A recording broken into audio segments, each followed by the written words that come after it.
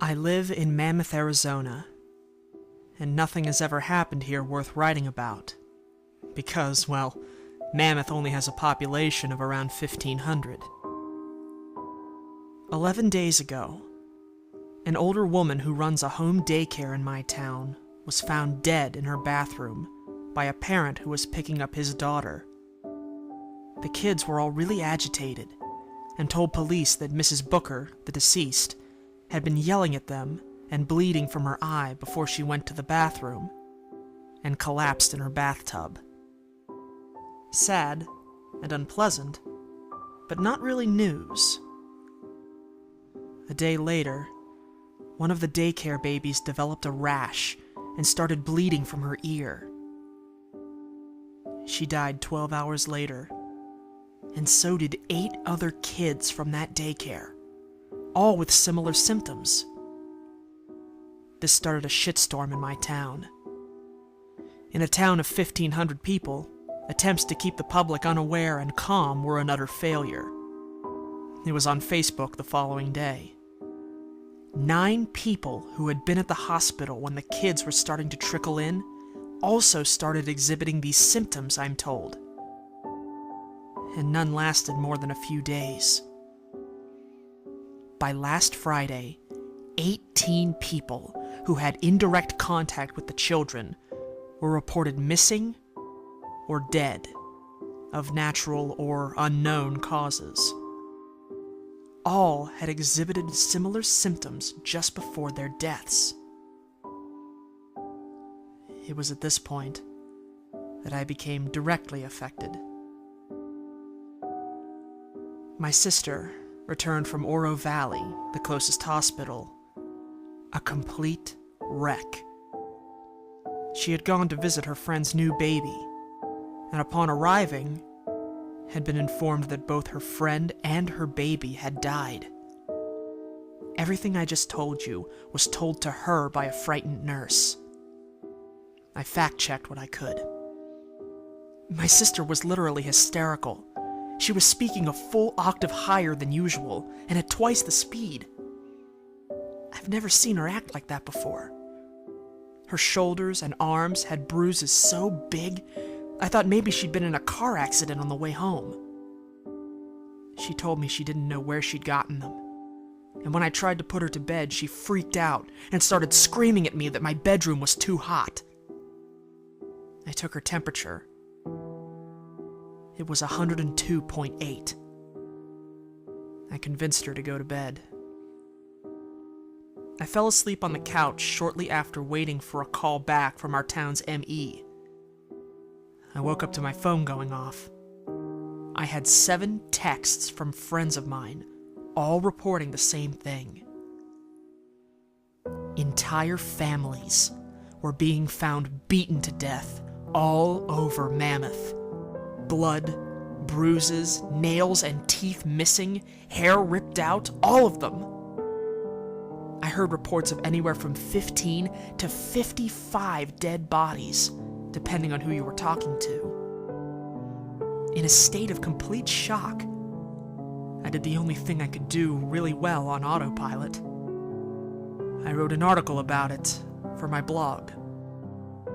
I made some calls around the city, but my usual contacts weren't picking up. I went to check on my sister, and she was bleeding from the ear, heavily. Between that and the bruising, I started to wonder if these were actually home invasions at all. I called the 24-hour urgent care in town, but no one picked up. I didn't want to risk driving her back to Oro Valley. I tried 911, which also rang endlessly.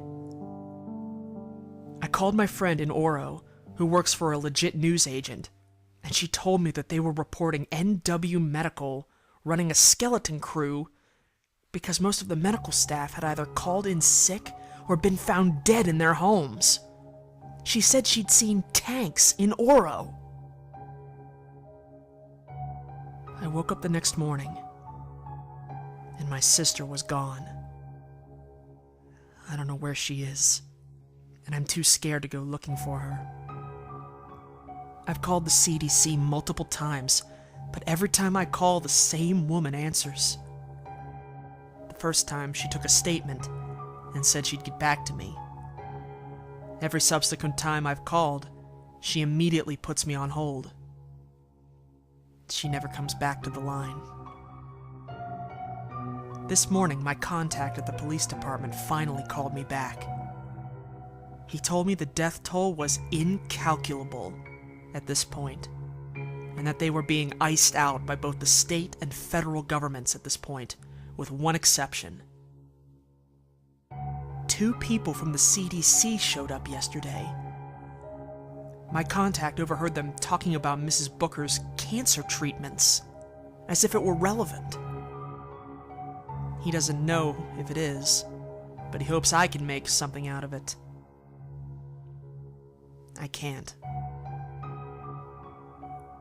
I don't know about Oro, but my estimation for Mammoth itself is around 40 dead after showing the same symptoms.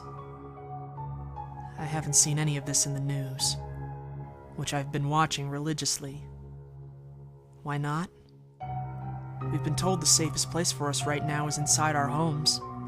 I haven't seen a car pass down my street in 2 days. I'm scared.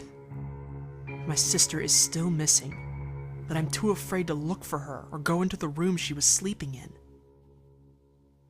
My hair is falling out from the stress. I've been smoking like crazy. This morning, I noticed a bruise on my arm. I know my immune system is compromised, and I'm too afraid to leave my house. I called my parents in Tucson and left a message, but they haven't called me back. The last I heard from my friend in Oro was Saturday morning. She texted me to tell me that they had started to find bodies lying in the street. No one is bothering to collect them anymore. I responded, but she never texted me back.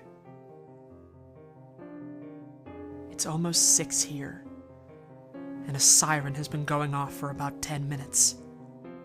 I don't know if it's a tornado siren or an air raid siren, but it's loud and creepy as fuck. The small bruise on my arm has spread all the way down to one side of my back. I'm so fucking scared. I had a breakdown where I just screamed at the wall and cried, and there was blood in my tears. That was like an hour ago. To the person calling businesses here, that is not us answering. Our downtown has been shut down all day. I called a couple of places where I know the business owners and employees, and the people who answered are not locals. I don't know what they told you, but they're not from here. I'm going to go over to the neighbors, because I can't be alone anymore. Fuck it. It's not like I can get it, because I've already got it. The sirens have me terrified, and the sun is almost down here. My name is Lindsay Allen. I'm 29, and I'm from Mammoth, Arizona.